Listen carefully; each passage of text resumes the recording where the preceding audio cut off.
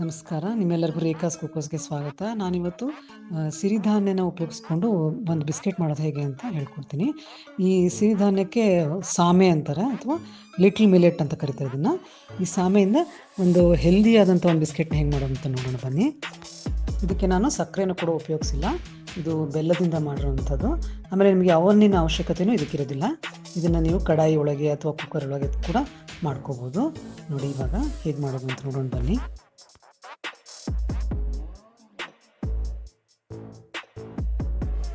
ನೋಡಿ ನಾನೀಗ ಒಂದು ಕಡಾಯಿ ಒಳಗೆ ಒಂದು ಅರ್ಧ ಕಪ್ನಷ್ಟು ಈ ಸಾಮೆ ಹಿಟ್ಟನ್ನು ಹುರ್ಕೋತಾ ಇದ್ದೀನಿ. ಇದನ್ನು ನೀವು ಗಿರಣಿಯಲ್ಲಿ ಮಾಡಿಸಿದ್ದಾದರೂ ಆಗಿರ್ಬೋದು ಅಥವಾ ಅಂಗಡಿಯಿಂದ ಕೂಡ ತರ್ಬೋದು. ಇವಾಗ ಅಂಗಡಿಯಲ್ಲಿ ಸಿಗುತ್ತೆ ಇದು. ಈಗ ಅರ್ಧ ಕಪ್ಪು ಹಿಟ್ಟು ಹಾಕ್ಕೋತಾ ಇದ್ದೀನಿ. ಇದು ಹುರಿದಿದ್ದ ಹಿಟ್ಟು ಸ್ವಲ್ಪ ಹುರಿತಾ ಇದ್ದೀನಿ, ಯಾಕಂದರೆ ಇದು ಒಂಥರ ನಾಲ್ಗೆಗೆ ಒಗ್ರು ಥರ ಇರುತ್ತೆ. ಅದರಿಂದ ಹುರ್ಕೊಳ್ಳೋದು ಬೆಟರು.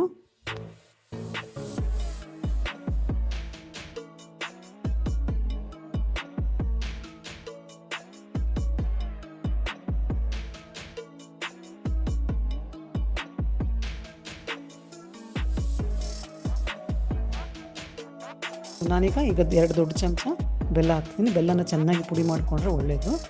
ಇದಾದ ನಂತರ ಒಂದು ಅರ್ಧ ಸ್ಪೂನ್ನಷ್ಟು ನಾನು ಚಕ್ಕೆ ಪುಡಿ ಹಾಕ್ತಾಯಿದ್ದೀನಿ. ಅದಾದ ನಂತರ ಒಂದು 1/4 ಸ್ಪೂನ್ನಷ್ಟು ನಾನು ಜಾಜಿಕಾಯಿ ಪುಡಿ ಅಂದರೆ ಜಾಯಿಪಲ್ ಅಂತಾರಲ್ಲ ಅದು ಹಾಕ್ತಾಯಿದ್ದೀನಿ. ಅದಾದ ನಂತರ 1 ಸ್ಪೂನು ಅಗಸಿ ಅಥವಾ ಫ್ಲ್ಯಾಕ್ ಸೀಡ್ಸ್ ಅಂತಾರೆ. ಇದು ತುಂಬಾ ಒಳ್ಳೆಯದು ಆರೋಗ್ಯಕ್ಕೆ. ಇದರೊಳಗೆ ಒಮೆಗಾ 3 ಫ್ಯಾಟಿ ಆಸಿಡ್ಸ್ ಇರುತ್ತೆ. ಸೊ ವೆಜಿಟೇರಿಯನ್ಸ್ಗೆ ಇದು ಸಿಗೋದು ತುಂಬ ಕಷ್ಟ. ಆದ್ದರಿಂದ ಇದರೊಳಗೆ ತುಂಬ ಹೇರಳವಾಗಿರುತ್ತೆ. ಸೊ ಇದನ್ನು ಹಾಕ್ತಾಯಿದ್ದೀನಿ. ಅದಾದ ನಂತರ ನಾನು ಇದಕ್ಕೆ ಬೇಕಾಗೋದು 3 ಸ್ಪೂನ್ನಷ್ಟು ಅಂದರೆ ದೊಡ್ಡ ಸ್ಪೂನ್ನಷ್ಟು ತುಪ್ಪ ಬೇಕಾಗುತ್ತೆ. ನಾನು ಇದನ್ನು ಸ್ವಲ್ಪನೇ ಹಾಕ್ಕೊಂಡು ಈ ಥರ ಕಲಿಸ್ತಾ ಇರ್ತೀನಿ. ನೋಡಿ ಎಷ್ಟು ಬೇಕೋ ಅಷ್ಟು ಹಾಕ್ಕೊಂಡು ಕಲಿಸ್ಕೊತಾ ಇರಬೇಕು. ಇದು 3 ಸ್ಪೂನ್ ಹಿಡಿಯುತ್ತೆ ಅಷ್ಟೇ. ನಿಮಗೆ ಇದನ್ನು ನಾನು ಅವನ್ನಲ್ಲಿ ಕೂಡ ಮಾಡೋದು ಹೇಗೆ ಅಂತ ತೋರಿಸ್ತೀನಿ. 2 ಮೆಥಡು ನಿಮಗೆ ತೋರಿಸ್ಕೊಡ್ತೀನಿ. ಇದು ತುಂಬ ಟೇಸ್ಟಿಯಾಗಿರುತ್ತೆ. ಆಮೇಲೆ ಸಾಯಂಕಾಲದ ಹೊತ್ತಿನಲ್ಲಿ ಮಕ್ಕಳಿಗೆ ಕೂಡ ಕೊಡೋಕ್ಕೆ ತುಂಬ ಆರೋಗ್ಯಕರವಾದ ಒಂದು ಬಿಸ್ಕೆಟ್ಸ್ ಇದು.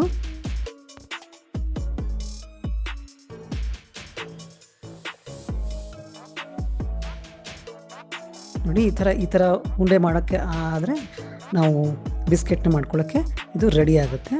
ನೋಡಿ ಬೆಲ್ಲನ ಮಾತ್ರ ಚೆನ್ನಾಗಿ ಕರೆಸ್ಕೋಬೇಕು. ಇಲ್ಲಿ ಪುಡಿ ಬೆಲ್ಲನಾದರೂ ಹಾಕ್ಕೋಬೋದು ಚೆನ್ನಾಗಿ, ಇಲ್ಲಾಂದರೆ ಚೆನ್ನಾಗಿ ಪೇಸ್ಟ್ ಮಾಡಿ ಹಾಕ್ಕೋಬೋದು. 2 ಸ್ಪೂನ್ ಸಾಕಾಗುತ್ತೆ ಒಂದು ಅರ್ಧ ಕಪ್ಪಿಗೆ.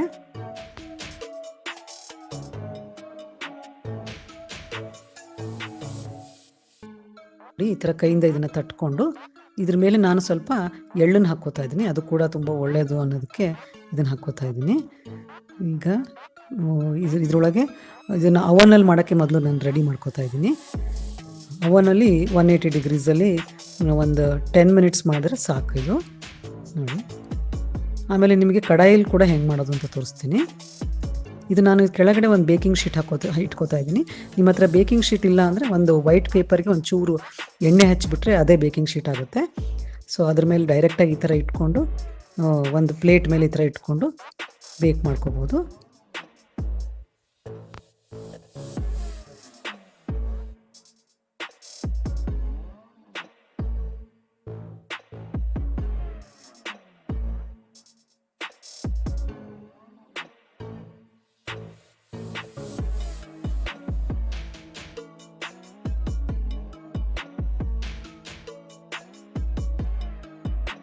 ಈಗ ನಿಮಗೆ ಪ್ಲೇಟ್ ಮೇಲೆ ಇಟ್ಕೊಂಡು ಇದನ್ನು ಕಡಾಯಿ ಒಳಗೆ ಹೆಂಗೆ ಮಾಡಬೇಕು ಅಂತ ತೋರಿಸ್ತೀನಿ.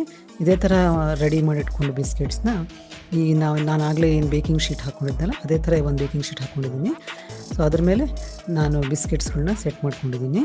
ನೋಡಿ ಈ ಥರ ನಾನು ಅವನ್ನು ಮೊದಲೇ ಹೀಟ್ ಮಾಡ್ಕೋಬೇಕು. ಕಡಾಯಿನೂ ಹಾಗೆ ಒಂದು 10 ನಿಮಿಷ ಮುಂಚೆನೇ ಹೀಟ್ ಮಾಡ್ಕೋಬೇಕು. ಮಾಡಿಕೊಂಡು ನೋಡಿ ಈಗ ಅವನ್ನ ಒಳಗಡೆ ಇಡ್ತಾಯಿದ್ದೀನಿ ನಾನು ಇದನ್ನು.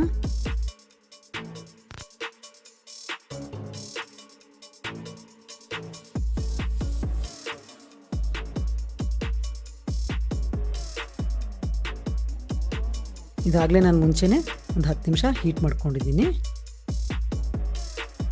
ನೋಡಿ ಅವನಲ್ಲಿ ಯಾವ ಥರ ಬಿಸ್ಕೆಟ್ಸ್ ಬಂದಿದೆ ಅಂತ ಈ ಥರ ರೆಡಿಯಾಗಿದೆ.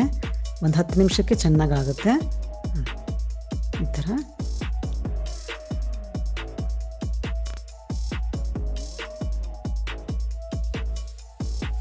ಈ ಕಡಾಯಿಯಲ್ಲಿ ಮಾಡೋದು ಹೆಂಗೆ ಅಂತ ನೋಡೋಣ.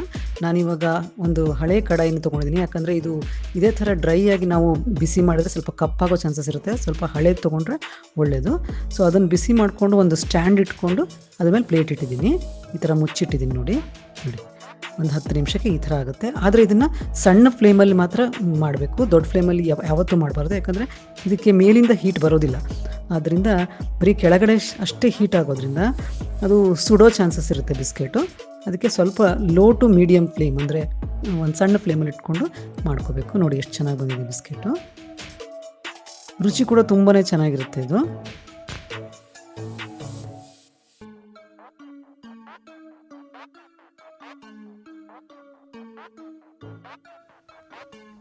ಇದು ರುಚಿ ತುಂಬ ಚೆನ್ನಾಗಿರುತ್ತೆ, ಮತ್ತು ನೀವು ಮುರಿದ್ರೆ ತುಂಬ ಕ್ರಿಸ್ಪಿಯಾಗಿರುತ್ತೆ, ಚೆನ್ನಾಗಿರುತ್ತೆ ಬಿಸ್ಕೆಟು. ಈ ಥರ ಮಾಡ್ಕೊಂಡು ನೋಡಿ, ಹೆಲ್ತಿಯಾಗಿರೋಂಥದ್ದು. ನನ್ನ ಚಾನೆಲ್ನ ವಾಚ್ ಮಾಡಿದ್ದಕ್ಕೆ ಧನ್ಯವಾದಗಳು. ಆಮೇಲೆ ಸಬ್ಸ್ಕ್ರೈಬ್ ಮಾಡ್ಕೊಂಡಿಲ್ಲ ಅಂದರೆ ಸಬ್ಸ್ಕ್ರೈಬ್ ಮಾಡ್ಕೊಳ್ಳಿ. ನಮಸ್ಕಾರ. Thank you very much.